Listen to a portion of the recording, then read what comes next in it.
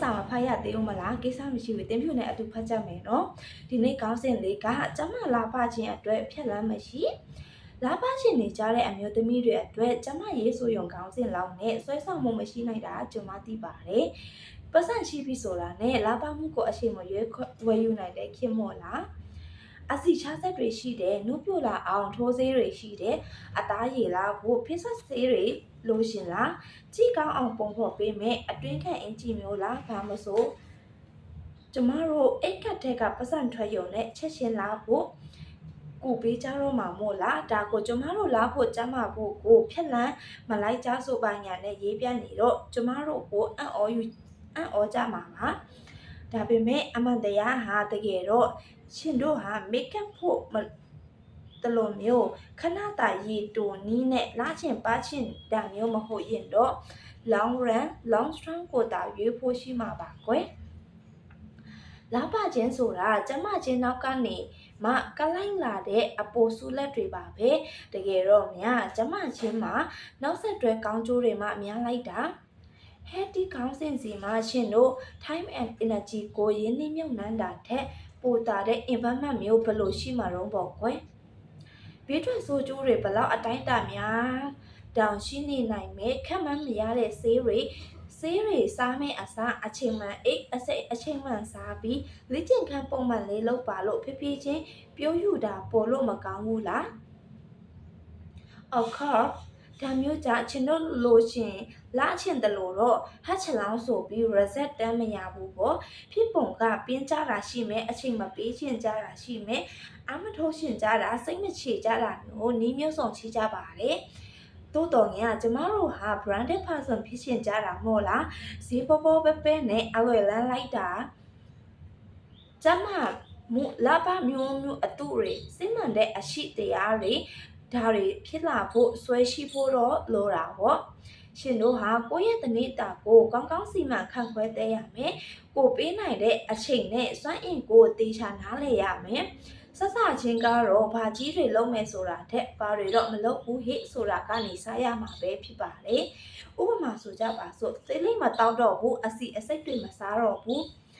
စသဖြင့်အတိုင်းထက်အလွန်အရသာရှိအောင်စုပ်ဖန်တီးထားတဲ့အချို့မော့အသားမုတ်ဖုတွေကြီးစားတောက်လာတဲ့ရှင်တို့ရဲ့ရှာတကြောဟာကြားလေတဘာဝငကိုမလားအရသာမျိုးကိုမခံစားသက်လာတော့လေဆိုလိုတာကဒီဟာတွေကဖြတ်ချရလောက်အောင်ငါတို့ပြန်ရမှာတွေတန်လို့လားမင်းရင်အိုဘယ်လိုပြောလိုက်တာပါလိမ့်ကျမကလားပါချင်းထက်ပိုတဲ့ဆုလက်မျိုးရှင်တို့မှာသွားဘယ်မှာတွားချမလို့လောကမှာငွေရှိရင်တောင်စိတ်မကူးနိုင်တဲ့ကိစ္စတွေရှိနေသေးတာလဲရှင်တို့မျက်မြင်ကိုတွေ့ပဲမဟုတ်လားအစီပို့ပြီးကျစ်လက်တဲ့ခဏပို့တစ်ခုနဲ့နေရထိုင်ရတဲ့အခါရှင်တို့ဘလောက်များနေထိုင်လို့ကောင်းတဲ့ဆိုတာသိလာကြမှာပါကိုဟာပြောထောင်ယူထားတဲ့ကျမလာပါခြင်းဖြစ်လာတဲ့အခါလူဟာပုံမှန်ထက်ယုံကြည်မှုပိုရှိလာမှာစွမ်းရည်ပိုတက်လာမှာလူအများစုကတော့အရာလက်တွေကိုသာမြင်သက်ပြီးဘေးထွက်ဆိုးကျိုးနဲ့နောက်ဆက်တွဲကိစ္စမျိုးတွေကိုဘေးချိတ်တက်နေကြတယ်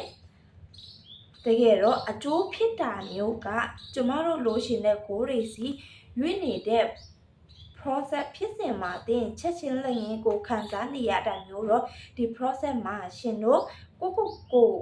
ဟာကြနချစ်သက်လာရက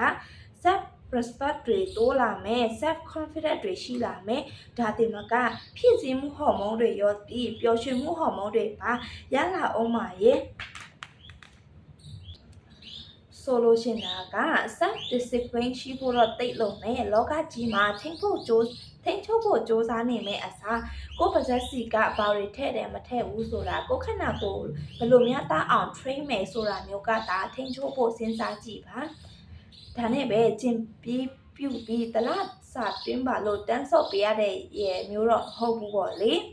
ဟိုနာဒီနာလေးသွားတာပြူတာလောက်တော့ကားမတုံလမ်းချောက်တာမျိုးရေမရှိုးခင်9မိနစ်10မိနစ်လောက်အချိန်ပေးပြီး exercise လေးကနေစားလုပ်ကြည့်တာဒါမှမဟုတ်အိမ်ဟန်နိုးချင်းယောဂ10မိနစ်လောက်ကျင့်တာတွေအလေးကျင့်လေးတွေကနေစတင်ကြည့်တာမျိုးကနေလည်းစမ်းကြည့်နိုင်ပါတယ် လွယ်တာကနေစတစ်ချိန်မှာတစ်ခါစီကနေသာစတနေ့ချင်းစီကနေတစ်ပတ်ချင်းစီပန်းတိုင်းအထိပစ္စည်းလေးတွေတက်မှတ်ပြီး long run ပြေးဖို့ဒီလိုပဲအာယူရမှာပေါ့ဒီလိုနဲ့ဖင်လက်ခေါင်းလက်ရာကနေကုံသွားမဲ့6လတစ်နှစ်ကြာတဲ့အခါဘလောက်များရှင်တို့နေရထိုင်ရပေါ့ပါပြီးပို့လို့တောင်ပျော်ရွှင်ရတယ်လဲဆိုတာမြင်ရပါလိမ့်မယ်တိတိကျကျကိုပေါ့နော်တခါတလေများတော့စိတ်အားထက်သန်မှုဆိုတာဘယ်မှာမှချပြုတ်မရတောင်ကျမတို့မှာကိုလုံးဆရာရှိတာတော့စီးလေးကန်းလေးတွေနဲ့လုံးနေရမှာပါကွယ်ဒါဒီကနေပဲကိုဟာလေးစားမှုချစ်ခင်မှုတွေမှာအရှိခံတဲ့စနစ်တကျကျမလာပါခြင်းတွေဒီအလိုလိုတီဆောက်လာနိုင်တော့မှာမို့ဖြက်လန်းတွေစီကနေဖတ်သိယူခြင်းမဟုတ်တဲ့ရေရှည်စစ်မှန်မှုမျိုးပေါ့လေဒီခေါင်းစဉ်လေးကိုဖတ်လိုက်တဲ့ခါမှာတင်းပြိုကိုပြန်မြင်လိုက်တယ်ပေါ့နော်တင်းပြိုလည်းလုံခဲ့တဲ့နှစ်ကနေဒီလေးချိန်ခန်းတွေစားလုပ်တယ်ပေါ့နော်အဲ့ဒီတော့ကတော့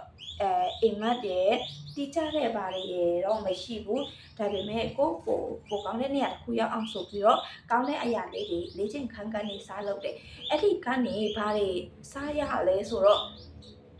အမှန်တော့တင်းပြိုကအဲ့ဒီတော့53ကီလိုရှိတယ်အခုတင်းပြို46ကီလိုပဲရှိတော့တယ်ပေါ့နော်အဲ့တော့ကတော့သိချတာကတော့ဝေးချရှင်တွေဒီလိုခဏကိုကြီးမလို့ရှိအောင်ဆိုတော့လေးချိန်ခန်းတွေလုပ်တယ်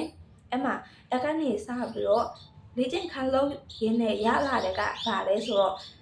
ဝိတ်ကြတာတင်တခုလည်းမဟုတ်ပဲနဲ့ကိုယုံကြည်မှုတွေရှိလာတယ်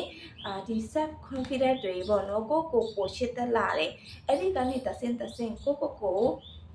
improve ဖြစ်အောင်အဲ့ဒီကနေတွန်းအားရလိုက်တယ်ပေါ့နော်ဆိုတော့ဒီထဲကနေတခုရသွားမယ်လို့အသိမျှော်လင့်ပါတယ်ရှင်ဗီဒီယိုလေးကိုအဆုံးထိကြည့်ပေးတဲ့အတွက်အားလုံးကိုကျေးဇူးများတင်ပါတယ်ရှင်